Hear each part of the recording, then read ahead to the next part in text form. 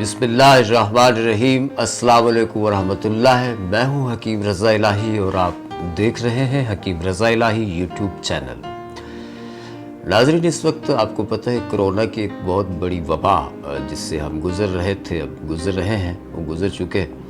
और क्या हमने दौर देखा है कि पूरी दुनिया में एक कर्फ्यू का निज़ाम जो है वो लग चुका था और साइंसदानों ने, साइंटिस्टों ने दोबारा से सर जोड़ के सोचना शुरू किया तो इम्यून सिस्टम जो है, फोकस ये हुआ सबका, जो रिपोर्ट्स जो सब ने दी उसमें ये था जी इम्यून सिस्टम जो है वो बेहतर होना चाहिए।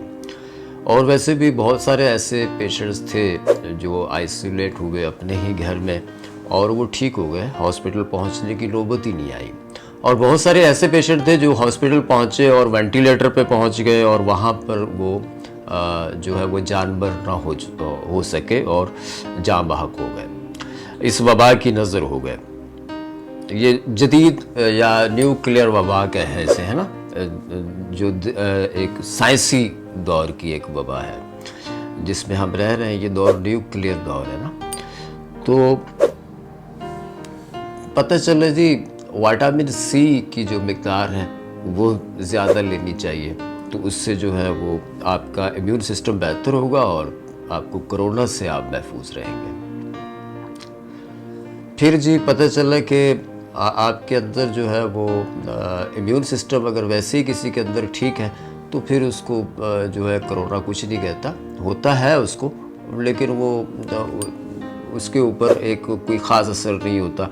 उसका इम्यून सिस्टम ही उसे ठीक कर देता है कुछ दिनों के लिए, फ्लू, नज़ला, ज़ुकाम, खांसी और बुखार की तरह जैसे आम वबा होती है, इसी तरह से वो उसकी तबीयत ही उसको डील करके रफ़ा कर देती है, दफ़ा हो जाता है, वो ख़त्म हो जाता है। खैर, वैक्सीनेशन हो रही है, करवानी चाहिए, जिन्होंने नहीं करवाई वो करवाएं, क्योंकि अब इसकी जनरेशन ये चेंज हो रही है ना, नस्ल दर नस्ल। अब एक सिलसिला जो है वो चल चुका है, तो ये नागहानी आफतें आगे भी आती रहेगी। अल्लाह ताला इस सारे आलम को महफूज रखे। पता ये चला जी WHO की जो अभी रिपोर्ट आई है उसमें पता चला 95% जो लोग हैं वो लोग थे जिनमें विटामिन डी की डेफिशिएंसी थी। विटामिन डी बहुत ही कम था, विटामिन डी की कमी से ही उनको ये मसला पैदा हुआ। ये WHO की रिपोर्ट है, अभी हालिया रिपोर्ट है। जो अभी रिपोर्ट आई है उसके मुताबिक 95% वो लोग हैं दुनिया के अंदर, मेल फीमेल, जिनके अंदर, और फीमेल में ज़्यादा है, मेल में ज़रा कम है, विटामिन डी जो है वो लो है। 95% लोगों में कमी है उसकी। और जब भी अमूमन आप किसी डॉक्टर के पास जाएं तो विटामिन डी का टेस्ट करवाते हैं तो पता चलता है विटामिन डी की कमी है। अच्छा, विटामिन डी का टेस्ट कौन लोग करवाते हैं? जिनको हड्डियों में दर्द हो, घुटनों में दर्द हो, सर्वाइकल पेन हो, कमर में दर्द हो, तो वो विटामिन डी का टेस्ट करवाते हैं, है ना। तो तिब में इसे हरारत अजीज़ी कहा जाता है और इसका इलाज जो है वो कुछ 6000 साल पहले से तिब में मौजूद था। कौन सा? जो आपकी हरारत अजीज़ी को बेहतर रखे, विटामिन डी को बेहतर रखे। मुशाहिदे की बात है, जो अपना बीफ है, गोश्त है, लहम अरबी में कहा जाता है इसे, गोश्त है, इसके अंदर प्रोटीन भी है और विटामिन डी भी मौजूद है। बीफ की कलेजी में तो अच्छा खासा मौजूद है विटामिन डी। इसके अलावा भी उसकी दीगर सोर्सेज हैं, लेकिन जो अभी रिक्वायर है हमें विटामिन डी, हमारे यहाँ एक रुझान है जी, धूप से विटामिन डी जो है वो मिलता है। बेशक जी धूप से मिलता है, इसमें कोई शक नहीं है, लेकिन विटामिन डी उन मुल्कों में कैसे मिलता है जहाँ सूरज ही नहीं निकलता, है ना, जहाँ सूरज ही को महीने में 2 बार निकल रहा हो, तो वहाँ के लोगों का विटामिन डी कैसे पूरा होता है? तो मुशाहिदे की बात ये कि विटामिन डी वहाँ का जो पूरा होता है वो एक तो प्रोटीन से पूरा होता है, दूसरा जो दूध की प्रोडक्ट्स हैं जिसमें चीज़ है, मक्खन है, मलाई है, अपना पनीर है, इन चीज़ों से भी विटामिन डी आपकी बॉडी जो है वो बनाना शुरू कर देती है। दूसरी बात ये, जिस्म को गर्म रखते हैं वो लोग, एक्सरसाइज करते हैं, सेहत में बड़े अच्छे हैं। हालांकि वहाँ सूरज नहीं निकलता, लेकिन उनकी जिसामत की साख्त जो है वो बड़ी मजबूत और अच्छी होती है। तो कहने का मकसद ये है कि हमें दुनिया के अंदर सबसे बड़ा जो मसला है वो विटामिन डी की कमी का है, और विटामिन डी की कमी को पूरा करने के लिए ये है कि आप धूप में बैठें, अल्लाह की नेमत है, लेकिन इसके साथ साथ जो चीज़ें आपको चाहिए वो सिर्फ धूप में रहना ज़रूरी नहीं है, बैठना ज़रूरी नहीं है, इसके अलावा आपको थोड़ी सी एक्सरसाइज चाहिए। इसके साथ साथ आपको जो है विटामिन डी की कमी के लिए अच्छी डाइट भी चाहिए, ठीक है। मतलब डाइट करेंगे आप और उसके साथ साथ आप थोड़ी एक्सरसाइज करेंगे और फिर आपकी जो विटामिन डी की कमी है वो जल्दी से आपकी बॉडी पूरा करना शुरू करेगी। विटामिन डी का जो टेस्ट होता है वो इसमें 30 तक अगर आती है तो ठीक है, लेकिन अभी ये कहा जा रहा है, जो हालिया जो तस्दीक हुई, मेरा ख्याल है बहुत कम लोगों ने अभी ये रिपोर्ट देखी होगी, अभी आपको 50% से ज़्यादा चाहिए, 60% से ज़्यादा चाहिए विटामिन डी, जो आपको इन अमराज से, जो नागहानी अमराज हैं, उनसे महफूज रख सकता है।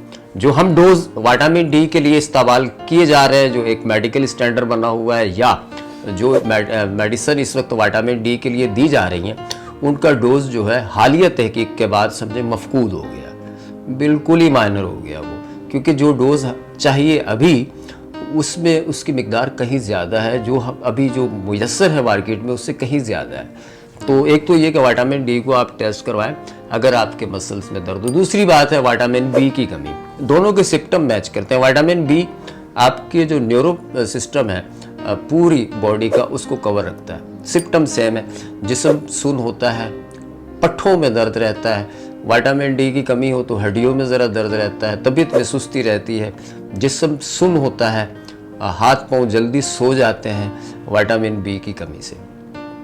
विटामिन डी की कमी से भी यही सिम्टम होते हैं, तबीयत का मुजमहल रहना, आसाबी तौर पे बहुत जल्दी थकान हो जाना, जिस्म का बहुत जल्दी थक जाना, इस तरह की जो कैफियत है विटामिन बी और विटामिन डी दोनों को क्लेम करती है। हमारा फोकस विटामिन डी पे था, लेकिन विटामिन बी के सिम्टम भी इसमें मैच करते हैं। जी मैं नुस्खा बताता हूँ आपको ऐसा तिब के लिहाज से, जो आपका विटामिन बी और विटामिन डी को भी कदरे पूरा करेगा, लेकिन इसके साथ साथ आप थोड़ी सी एक्सरसाइज और सुबह का वॉक ज़रूर करें, और इसके साथ साथ सब्जियों का इस्तेमाल, दालों का इस्तेमाल ये भी ज़्यादा रखें, और जो है गोश्त का इस्तेमाल, अगर आप कलेजी इस्तेमाल करते हो तो बहुत अच्छी बात है। फ़िश जो है वो ख़ासी अहमियत रखती है विटामिन डी, उसमें अल्लाह ताला ने हमें एक बेहतरीन ज़रिया दिया हुआ है फ़िश की सूरत में। आते हैं जी नुस्खे की तरफ। अगर आपने विटामिन डी की कमी है तो ये इस्तेमाल करें ये नुस्खा, और 40 दिन के बाद आप दोबारा टेस्ट कराइएगा विटामिन डी का, फिर लेवल चेक करिएगा। लेकिन एक्सरसाइज से मुराद ये कि 10 मिनट 15 मिनट आपने लाजमी जो है थोड़ी वॉक करनी है, एक फ़िक्स टाइम रख लें, उस टाइम पे किया करें। नुस्खा बड़ा आसान है जी, आप बना सकते हैं, कहीं से भी आपको मिल जाएगा। इससे कहते हैं अलसी, ये हब्बुर इशाद भी इसे कहा जाता है, तिब्ब नबवी में इसकी खासी अहमियत है।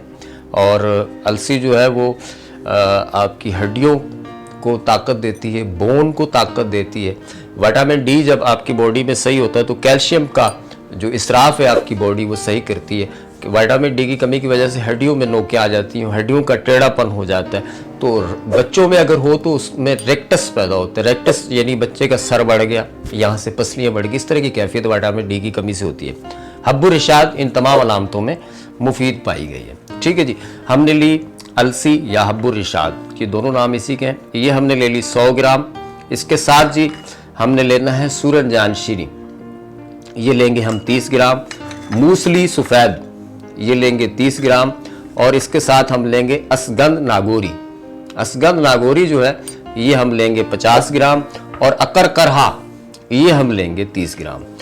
जी ये सारी चीज़ें पीस के छान के रख लें। आपको शुगर है, बीपी है और भी अगर कोई मसला है, तमाम बीमारियों में इसका इस्तेमाल कर सकते हैं, दीगर दवाओं में भी इसका इस्तेमाल कर सकते हैं। इसको पीस के रख लें। इसका हाफ़ टी स्पून सुबह शाम खाएं।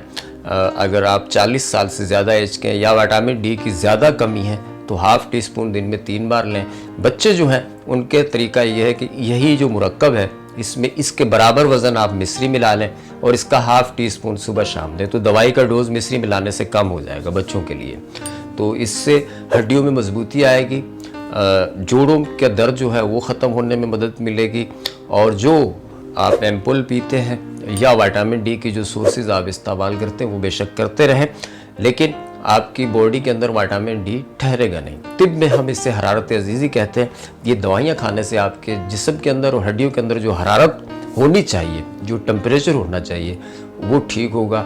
आपका बोन जो है उसको ताकत मिलेगी, हड्डियों को ताकत मिलेगी, और सुस्ती, काहली, विटामिन डी की कमी की वजह से जो अलामतें पैदा होती हैं वो सारी की सारी ठीक हो जाएंगी। दवाई के दौरान आपने लस्सी का इस्तेमाल नहीं करना है, दही खा सकते हैं, ठीक है जी। ठंडे मशरूबात का इस्तेमाल नहीं करना, और गोश्त का इस्तेमाल जो है वो लाजमी अपने लाइफ में रखें। हफ्ते में एक बार सही थोड़ा बहुत खाएं। फ़िश लाजमी खाएं, सब्जियां जो हैं पत्तों वाली वो दबा के खाएं जी। और इसके साथ ही जी मैं इजाज़त चाहूँगा। नुस्खा जो है वो मैंने आपको बता दिया। नुस्खा अच्छा लगे इस्तेमाल कीजिएगा। कमेंट्स में मुझे ज़रूर बताइएगा, आपको ज़रूर इंशाअल्लाह ताला अल्लाह ताला फ़ायदा देंगे। और दुआओं में याद रखिएगा। चैनल अच्छा लगे तो सब्सक्राइब कीजिएगा, बेल आइकॉन के बटन को दबाइएगा। अल्लाह निगहबान।